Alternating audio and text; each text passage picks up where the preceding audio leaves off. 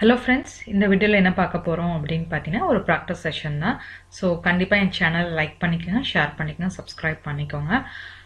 டிஸ்கிரிப்ஷனில் Telegram group சேனலோட link கொடுக்குறேன், டிஆர்பிக்கும் டிஎன்பிஎஸ்சிக்கும். ஸோ யார் யார் ப்ரிப்பேர் பண்ணிட்டுருக்கீங்களோ ஜாயின் பண்ணிக்கோங்க. The question is, the transfer function of a system is given as 100 divided by s square plus 20s plus 100.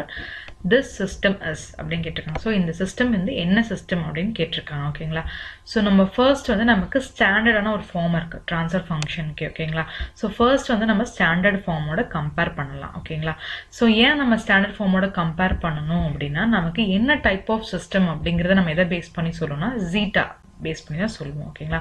So அதை கண்டுபிடிக்கிறதுக்கு நம்ம ஸ்டாண்டர்ட் ஃபார்மோட கம்பேர் பண்ணுறோம். ஸோ ஸ்டாண்டர்ட் ஃபார்ம் அப்படிங்கிறது பார்த்தீங்கன்னா omega N square divided by S square plus 2 zeta omega N S plus omega N square. ஓகேங்களா?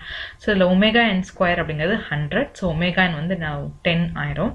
Next பார்த்தீங்கன்னா 2 zeta omega என் அப்படிங்கிறது 20. ஓகேங்களா?